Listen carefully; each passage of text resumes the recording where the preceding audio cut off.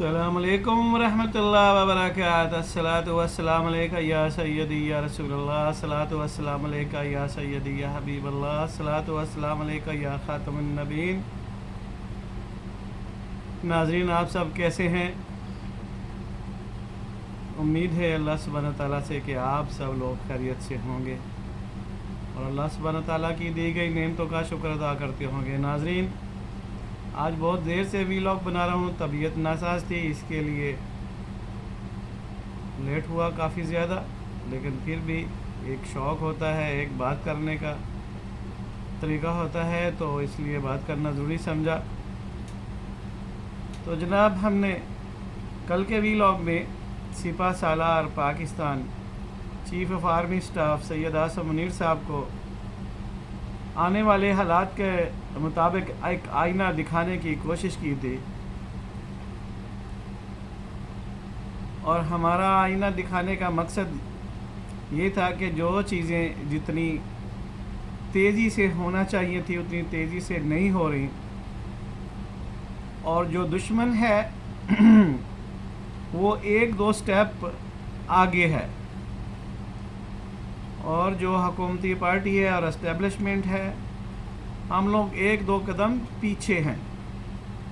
حالانکہ ہونا تو یہی چاہیے تھا کہ ہم آگے ہوتے اور وہ لوگ پیچھے ہوتے۔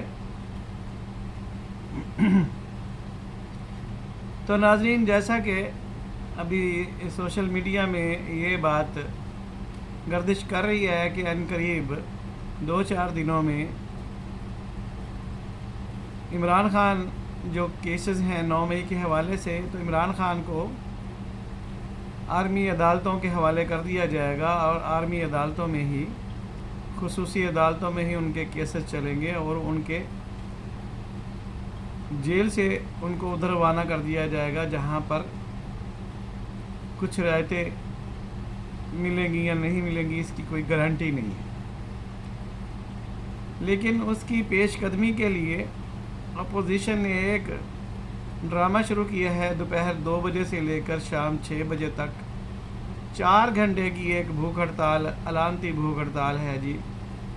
جو ڈائٹ پلان ہے وہ پہلے جاتے ہیں، کھانا کھاتے ہیں عمر ایوب کے چیمبر میں جا کر، اور کھانا کھا کر پھر وہ سب لوگ جناب پھر ہنگر سٹرائک پر بیٹھ جاتے ہیں، اور لطیفے سنا کر 4 تقریریں، 4 بھاشن دیے، اور پھر اپنے اپنے گھر کو چل دیتے ہیں۔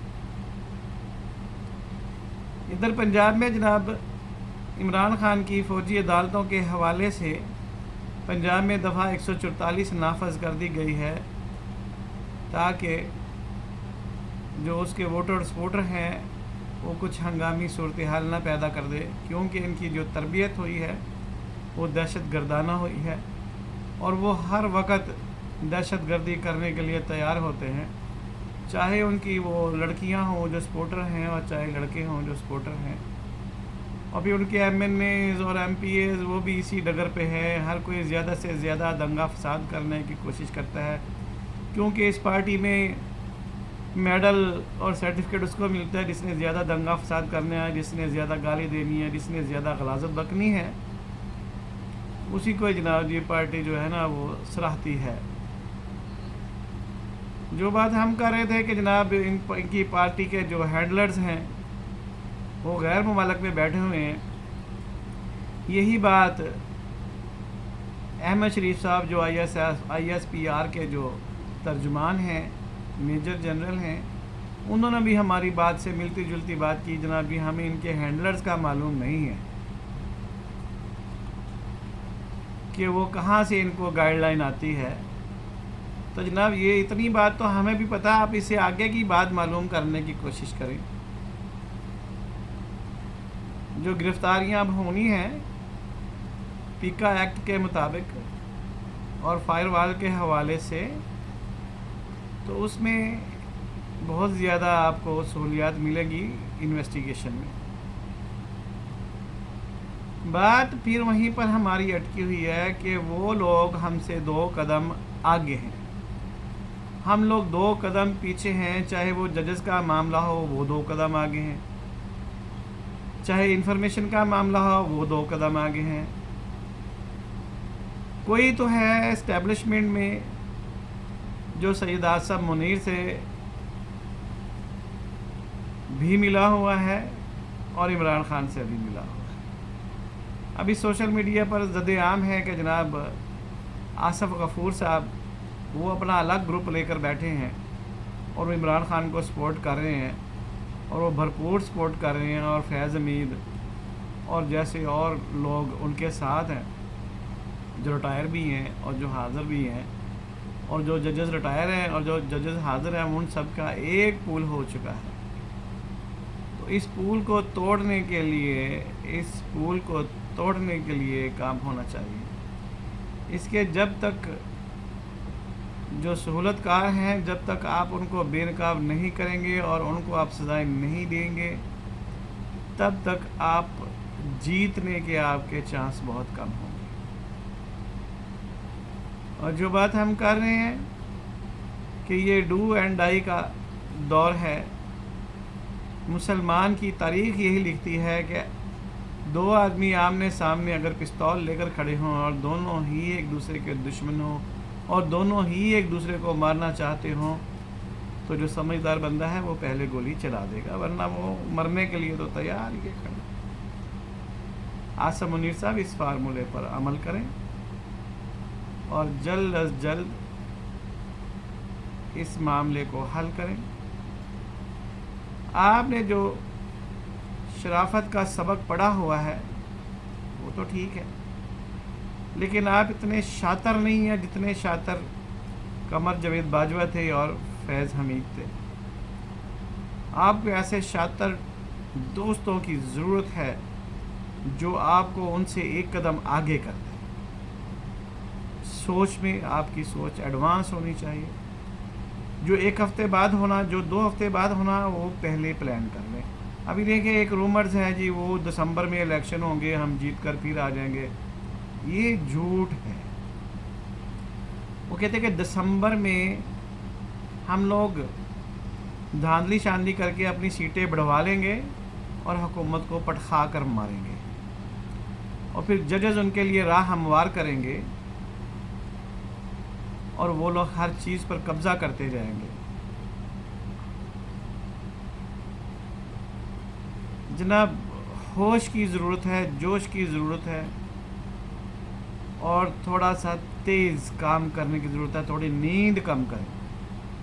और ये जो शहबाज शरीफ साहब आपकी वर्दी के पीछे छुप कर बैठ जाते हैं और कोई बात नहीं करते, थोड़े से इनको एक्टिव करने की ज़रूरत है।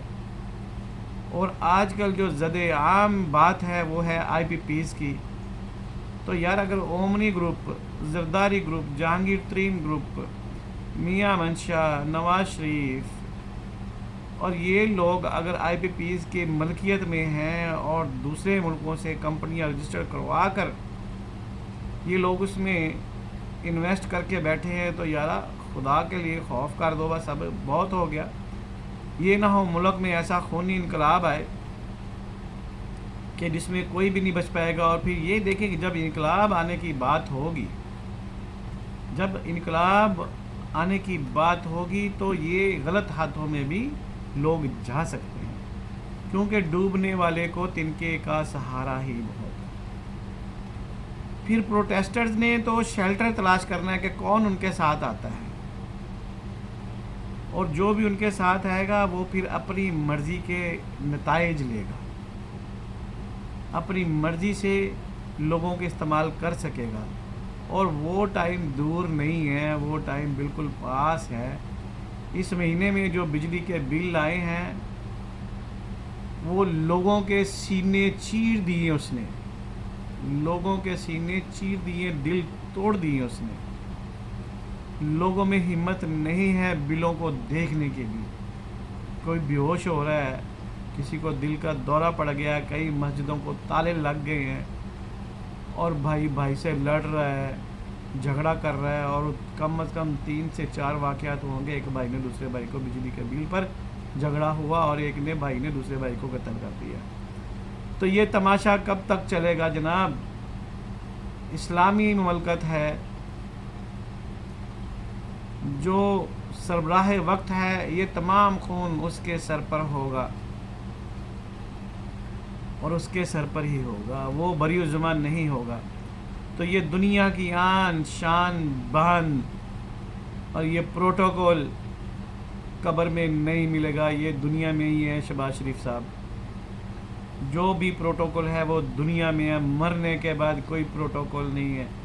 جاؤ جا کر دیکھو، جتنے جرنیل مر گئے وہ قبروں میں اکیلے ہیں۔ شہباز شریف صاحب آپ کے والد محترم فوت ہو چکے، والدہ محترمہ فوت ہو چکی، وہ بھی قبروں میں اکیلے ہیں، اپنے اپنے اعمال کا حساب دے رہے ہوں گے، اور ہم سب نے بھی دینا ہے۔ تو خدا را مرنے سے پہلے ایسے کام کر جائیں کہ یہ آئی پی پی سے جان چھڑوا دیں، پورے پاکستان کا عام ووٹر سپورٹر آپ کے ساتھ آ کھڑا ہوگا۔ یہ گیم ہے، یہ چیلنجر گیم ہے، اور جو یہ کر پائے گا وہی جیتے گا، وہی سکندر ہوگا، ورنہ یہ عوام اس کو بندر بنا کے چھوڑے گی، جو کہ سری لنکا میں ہوا، اور ابھی بنگلہ دیش میں جو ہے، لوگ سینہ تان کر کھڑے ہو گئے اپنے حق کے لیے، گولیاں کھائی ہیں، 200 بچے شہید ہوئے ہیں، پاکستان زندہ باد کے نعرے لگاتے ہوئے وہ بچے شہید ہوئے ہیں، اور سری لنکا میں لوگوں نے ایسے ہی جانیں دی ہیں، اور تیونس میں بھی ایسے ہی جانیں دی تھی، اور انقلاب آیا۔ اور یہ جو انقلاب آئے گا یہ تمام تر عمرہ کو، تمام شرفا کو اپنے سیلاب میں بہا کر لے جائے گا،